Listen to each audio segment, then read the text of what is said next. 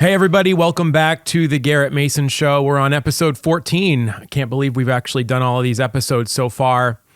But we are in a different phase. It has been 1 week since we launched our campaign for governor, and it's been quite a week. We've had incredible support. I'm so thankful for the people that have reached out and offered their resources, whether it be time or money. And we're right in the middle of getting signatures. We need 2,000 registered Republicans to sign the petition for our campaign for governor. So we're out hard at work. So if you see a volunteer out there shivering in the cold in front of a post office or at your local county caucus or wherever they may be, please sign their petitions. Sign everybody's petitions, even the people that are running against me. It's a lot of work to be out there collecting signatures. And the sooner we get that done, the sooner all of us can move on towards victory in November and putting those resources to work towards electing Republicans up and down the ticket. But today we are going to talk about some of the attacks that have been out there against me. I will say, this isn't my first rodeo in running for office, and being attacked out the gate is a new thing. So we're gonna talk about that a little bit. I mean, one of the reasons I started this podcast was because governing is complicated. Being one of the people that makes decisions, whether that be on your town council, your school board, in the legislature, or as governor of the state of Maine, or if you're in D.C. as a congressman, senator, even president of the United States, governing is complicated. And we want to take time on this show to explain in more than a soundbite how things work, what's true and what's not, and what's being used for political theater. I believe that voters deserve long explanations. I think the age of one or two debates before an election or a town hall public forum, while those things are all helpful, I don't think that they give people the opportunity to explain their positions and cut through the noise. So we're trying something different here. We're trying to explain things in long form and tell you what you need to know from the people who want to make the decisions or who are making the decisions for you. Because governing isn't about saying yes to everything. That sounds good. It's about making decisions for people that they can actually afford. So one of the attacks that's been levied against me over the past week has been that I'm soft on crime and that I'm not there for public safety when they need us. That's laughable, untrue. And we're going to go through the attack. We're going to explain what a bond actually is, and we're going to explain what's going on in the legislature right now and the decisions that people who are running for office actually have to make. So, in public funding, a bond is basically debt. A bond is a mortgage. It's usually for a project or a building that the government doesn't have the cash on hand to fund. And so they go out and they borrow it with the guarantor being you, the taxpayer, whether that be through your income tax, your property taxes, your sales tax. A bond is debt, and the government uses you to make sure that that debt is paid. Loans, bonds have payments, and the payments come from you. And when you're looking at the county and the municipal level, that usually means property taxes. A bond is not free money. And it's important to remember that when people talk about votes against bonds. One of the things that I have heard from people and a lot of candidates who are out in the field are talking about is that life in Maine, and really in the United States, has become unaffordable. Everything has become more expensive. One of the issues that I can tell you personally in my town is we have seen a massive tax increase, massive property tax increase. 18% to be exact, on my personal home in the past year. There was a lot of factors to that, but one of them was mismanagement and overspending. Property taxes are expensive, and in Maine, they keep going up and up. One of the factors that leads to a property tax increase is when towns take out bonds that they can't afford, when they spend too much money and put it on the backs of the taxpayers. That's no different in county government. I am currently an Androscoggin County Commissioner, and one of the issues that has been on hand lately is a $30 million bond for a new sheriff's office. New sheriff's office is great, but $30 million in bond debt for a building that doesn't incarcerate prisoners, that doesn't add to the on-the-street public safety, doesn't add to the paychecks of the men and women who are enforcing the law, is not something that Androscoggin County voters can afford. I want to remind you that every dollar borrowed eventually shows up on your property taxes. You know, I've supported law enforcement for a very long time, and when I was elected to the legislature in 2010 for the first time as a senator, I was appointed chairman of the Criminal Justice and Public Safety Committee, and we dealt with a lot of things on that committee, namely, the state police, the state prisons, and the criminal code. From 2010 to 2012, I served on that committee, and we did a lot to enhance public safety. One of the stories that I'll tell you today, and one of the things that I think people don't think about when they think about public safety, is the small divisions that have an incredible payoff. One of those divisions is the computer crimes unit.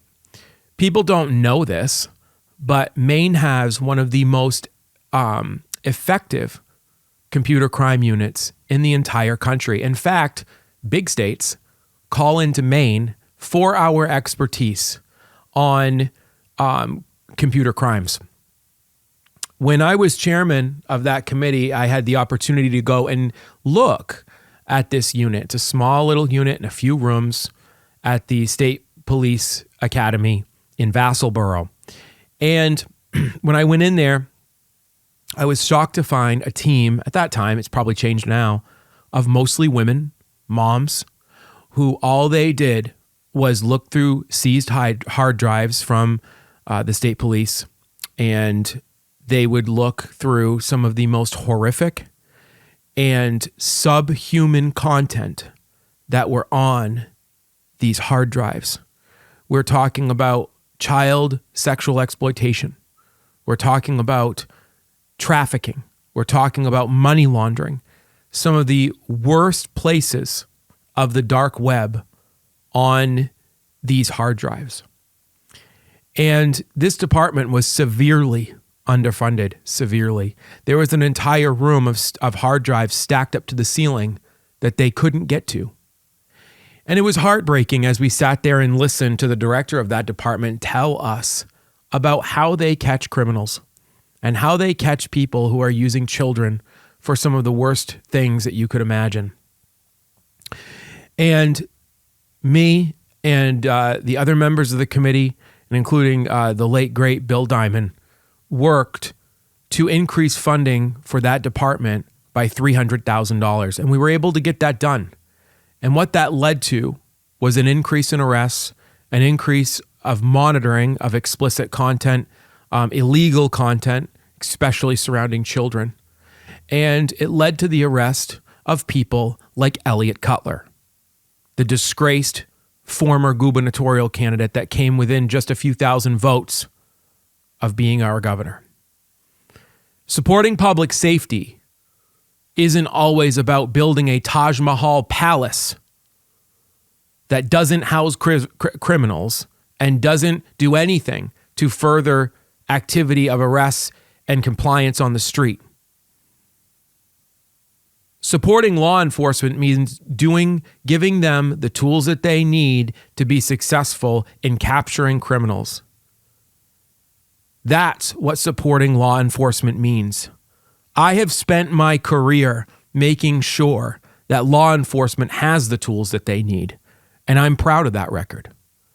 You know, as an Androscoggin County Commissioner, when ARPA funding was handed out county by county across the United States, we used that money to give significant upgrades to the Androscoggin County Sheriff's Department.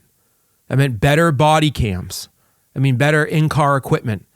It meant a lot of things that those sheriff's deputies are using on the streets today that make their job easier and makes it harder for criminals to escape arrest. You know, governing requires very hard decisions. Not every good idea is affordable. Leaders have to weigh cost, timing, impact, and every single yes has a consequence. The fact of the matter is this: the people lodging these attacks either don't understand how this works or they're choosing politics over facts. Governing means dealing with consequences, not branding another slogan. And that's what you're seeing out there right now. And the hardest votes aren't between good and bad. They're between good and affordable. And that so often happens in the state legislature. And you know, the next governor is going to have to contend with the budget and spending. And one of the things the governor has to deal with is bonds. Now, let me explain how bonds work in the legislature. Bonds have to be approved by a 2/3 majority in each house. That means the Democrats can't get away with not working with Republicans to pass bonds. Once those bonds go through the legislature, they then move on to the people for a vote, usually in November. Those bonds are being reviewed right now in the Maine legislature. There is over $1 billion in bond proposals sitting in front of the legislature. Now, as a reminder, a bond equals debt. A bond equals more borrowing. More borrowing means higher taxes.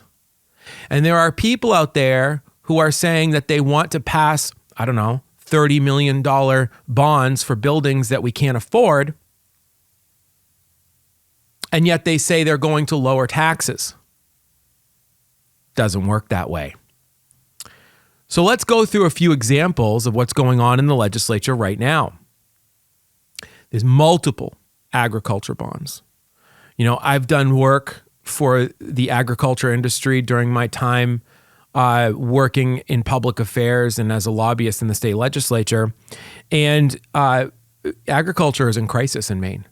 There are specific industries that are more in crisis than others, but agriculture is in crisis. And part of the reason that grocery costs are so high is because we have exported from Maine so much of our growing ability here in Maine. And there's a lot of reasons for that I'm sure we'll get into in another episode. But agriculture bonds, there's hundreds of millions of dollars in agriculture bonds that are being proposed. Now, let me ask this. If Republicans in the legislature oppose agriculture bonds, does that mean they're anti-farmer? According to some of the candidates on the Republican side, they would say yes. Now, let's move on to some other bond proposals. There's housing and economic development bonds. We have a housing crisis in this state. It sounds good on paper to say, well, let's take $50 or $60 million of taxpayer money that we have to borrow from someone else and start building affordable housing for people. That sounds really great. So, if Republicans in the legislature don't vote for affordable housing bonds, does that mean they're opposed to housing and building cheaper housing for Maine people? I don't think so. Similarly to bonding at a county level for, the sheriff's office, there's public infrastructure bonds. And these are for buildings, wastewater treatment, water, those type of long-term capital projects for communities. Those all sound really good. If Republicans in the legislature vote against those things, are they anti-infrastructure? I don't think so. So many of these bonds have great and noble purposes. But just like you sitting at your kitchen table making hard decisions about your life and your finances and going over the spreadsheet to make sure that you have enough money to meet the goals that you've set for you and your family, that's what legislators and particularly governors are supposed to be doing. Just because you want something doesn't mean that you get to have it. It means that sometimes you can't afford the things that you want. Republicans in the legislature need a governor who will stand behind them and not snipe from the peanut gallery about why they should be supporting something that simply the state of Maine can't afford. I'll remind you again, every time a bond is passed, it's increased to your taxes. If it's at the county or town level, it's your property tax. If it's at the state level, it's your income tax. It's not fair to continue to burden people to pay more for things that we can't afford. That's real responsibility. That's real governing, not slogans and politics. Here's the bottom line. My goal on this podcast isn't to tell you what to think. It's to actually explain how government works and how I look at public policy and governing and let you decide. Leadership isn't about showing how much you support something. It's about proving that you can make tough decisions honestly. And that's what I will always do for you. I will always bring to you the facts. I will always make sure that you understand that being in government and being the governor requires very hard decisions. And it's easy for someone who's never had to cast a public vote. It's easy for someone who's never been elected to office to chime in from the peanut gallery and say what they would do better and accuse others who have actually stood in the gap and made those decisions and accuse them of wrongdoing. But the bottom line is this: governing is hard, requires hard decisions. It doesn't require political slogans and misrepresentations. So that's how bonds work, everybody. And I will tell you this: there's a lot of decisions over the next couple of months for our state legislators that they're going to have to make. And we need to be working and supporting our Republican legislators as they fight off increased spending, as they fight off bad policy, and as they look at the decisions that they have to make. They shouldn't have to be worried about what candidates from the outside are going to say about their decisions. We need to be supporting them. So, we welcome your comments. Please send us a message on Facebook. If you have a question, please ask us. But we want to make sure that we're responding to things in real time. We also want to make sure that we're telling you the truth, and that's what we're going to do. Now, as I have mentioned before on this show and in our announcement video when we launched our campaign for governor, we believe that supporting the 186 Republican legislative candidates is critical to victory in November. And we're going to start a new segment here on the Garrett Mason Show, And we are going to bring candidates in and talk to them, give them a few minutes to give their pitch, and maybe even pitch you, the viewer, on helping them out, whether it be financially or going and knocking on some doors for them or something like that.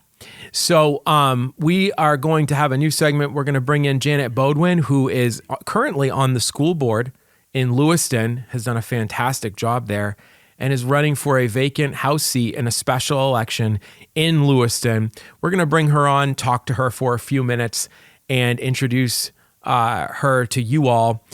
Not all of these people who are going to be on this segment are voting for me in the primary. Some of them will be voting for other candidates. And that's fine. I don't care, because what I care about is making sure that we have a Republican legislature, because if we have a Republican legislature, you're going to get a Republican governor. I think that's going to be me. But if it's not, it's important for the state to move forward. The future of Maine is in the balance, and I believe that the correct way forward runs through the Republican Party. So we're not going to tear anybody down here. We are going to lift people up. And with that, we will bring in Janet Beaudoin, candidate for Maine House in Lewiston. Janet Beaudoin, who is a candidate for the Maine House of Representatives for a vacant House seat that was left by former State Rep Christian Cloutier, House District 94, which covers part of Lewiston. And Janet, welcome to the Garrett Mason Show. Thanks for joining us for a few minutes. Yeah, thank you for having me. Well, we're doing a new segment here. You're our first one, so a little bit of a guinea pig. But one of the things that I care deeply about is the Maine legislature and making sure that we have Republican majorities. I believe that the way forward for the state runs through the Maine Republican Party, and I believe we have to have good legislators with experience that know how to get the job done, and not only in their communities but also in the state house. You have extensive experience on the school board and in your community, and I was hoping that you could just tell people about yourself, and then we can just have a quick conversation about your candidacy and what I think that you can bring to the table for Lewiston and Augusta. So why don't you tell us a little bit about yourself? Sure. So I moved to Lewiston back in 2001. Married my high school sweetheart in 2003. We have two beautiful daughters, one in college, and one that is an early grad at Lewiston High School. She's actually 16 years old, but she's been working her butt off for a couple of years now. Wow, amazing. Graduate, yeah. So we also have a family business here in Lewiston, a swimming pool business. And so this is where we're going to stay. This is our community. This is where we chose to get married and raise our children. And the city means a lot to me. Yeah. Well, I know it does, because you stepped up for, in my opinion, one of the worst and most difficult jobs in politics, and that's being on a school board. And specifically in the Lewiston School Department, you have made a name for yourself on that school board, standing up for sanity and standing up for common sense and standing up for the American flag.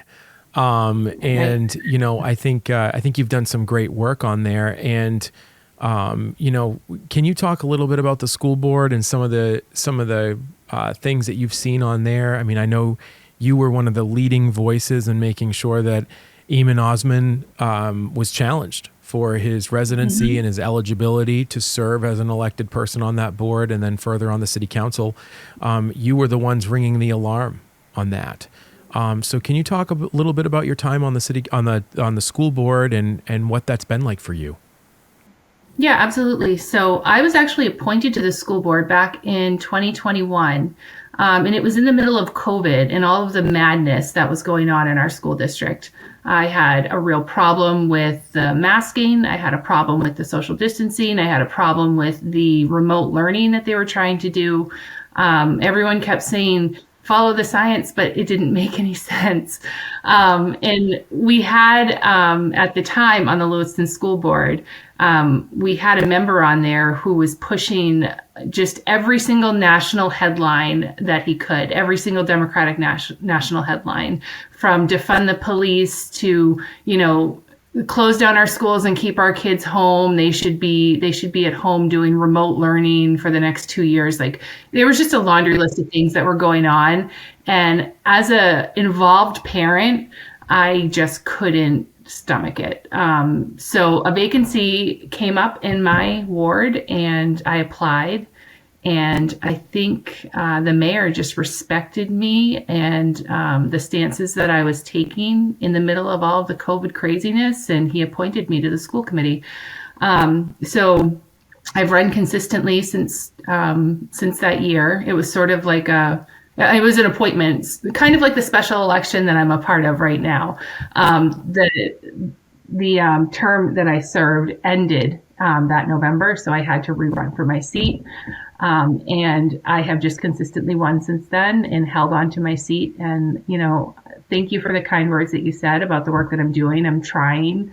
I don't always end up successful in my endeavors on this school committee, but I'm a minority. But I do speak for my ward for the most part. So, I've really enjoyed my time there and the things that I've been able to do. I'm serving my final term right now. Final term. Well, hopefully we'll have you in the House. But I will say this just to add to what you said. I mean, I think one of the great misappropriations of knowledge has come from the state, and namely one specific law firm that I never mention that has done this work of convincing school boards that they have no power. And in Maine, we are so lucky because our Constitution grants incredible power to our school boards, but they have been tricked into thinking that they have none, and they want school board members to be rubber stamps of superintendents. And I think people like Heidi Sampson, who I've had on the show before, and others have kind of guided people back and saying hey, no, you have tremendous power. You have the ability to set policy, to set curricula, to set, and just stand up and say, no, we're going to stand up for sanity. We're going to stand up for no boys and girls sports. We're going to stand up for Title IX written the way that it is. And I know that you have fought for that. But what would you say to school board members in other places who have been intimidated by what the state's doing with lawsuits against those school departments who have implemented a Title IX recognition and things like that? What would you say to them? I believe courage is a habit. I believe that when you stand up, you convince other people to stand up, and you're one of those people standing up. So what would you say to those people who just got on the school board because they wanted to serve their community and didn't realize they were going to be in a cultural war? Yeah, no, I mean, look, at the end of the day, school board members, we are, as a body, the boss of our superintendent. It's not the other way around. And so we have the ability to bring things onto the agenda, to have discussions, to change policy, to change our curriculum. But we still need to follow state law.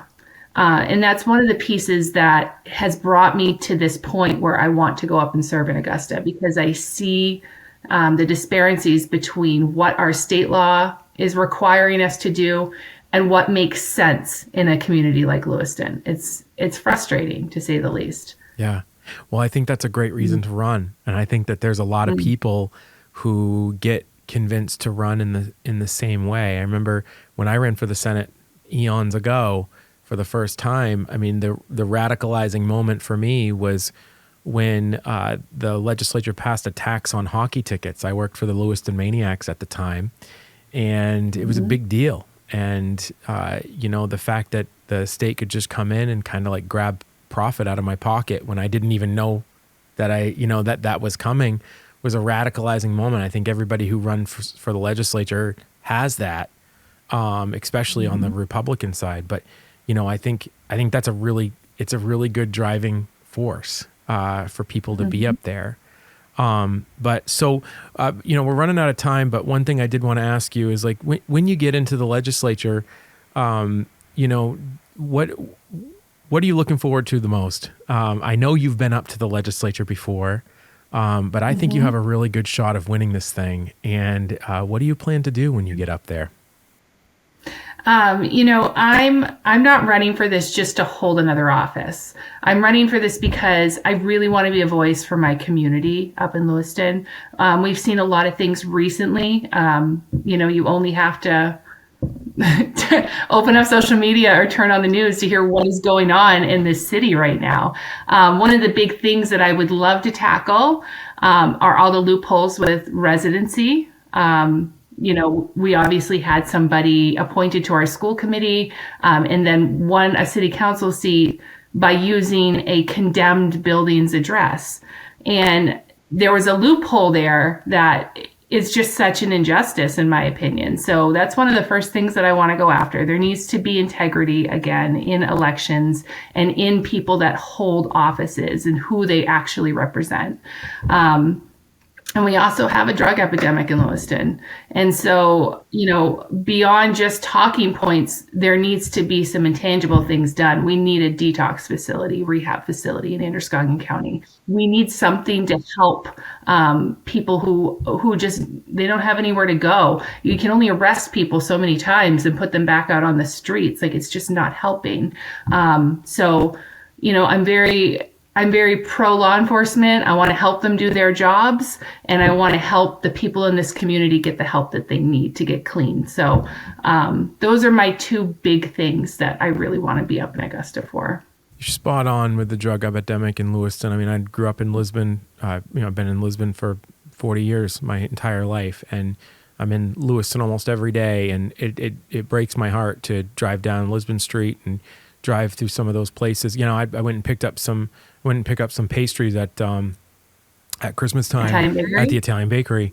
And I had my daughter with me, and I definitely looked around before I got out of the car. And that's sad, because I remember when I was a kid growing up with my grandparents and heading to the Italian bakery to pick up pastries for Christmas Eve. That wasn't a problem. And it's just sad to see so many years later. So I'm glad to hear you say that because I think it's important. You can only arrest people so many times. And there has to be some deference to the law-abiding people of Lewiston and in the state of Maine, that they shouldn't have to step over an addict on their way to the library on Lisbon Street. So absolutely. I think that's very sage advice, and I hope you get there. I know I'm going to do what I can to help you. So can you tell us where people can learn more about you and where they can, most importantly, donate to you? Absolutely. I do have a website set up. It is beaudoinformaine.com. It's M-E, not M-A-I-N-E. So BEAUDOIN for FORME.com. And that does bring you a link to my donation site. And it also brings you to my Facebook page. I post there regularly, and I welcome anyone to interact with me, shoot me a message. I'm happy to talk. Awesome. And we will link it here at the show when we post this, and we'll put it on the bottom of the screen as well. So Janet, thank you so much. We wish you the best of luck. And we hope that you will be representative-elect very soon. When's Election Day? Election Day is February 24th. But don't wait for February 24th. Don't wait for a snowstorm or something to stop you from going to vote. You can go right to City Hall starting January 25th, and you can vote early in person. I need everybody in District 94 to get out and vote. So please start early voting as early as the week after next. Vote early, but don't vote often. Don't vote often. Just vote early. Right. Right. Well, all right. Janet Beaudoin, candidate for State Representative, Lewiston, District 94. Thank you so much for joining us, and we wish you the very best of luck. Thank you for having me. Appreciate it.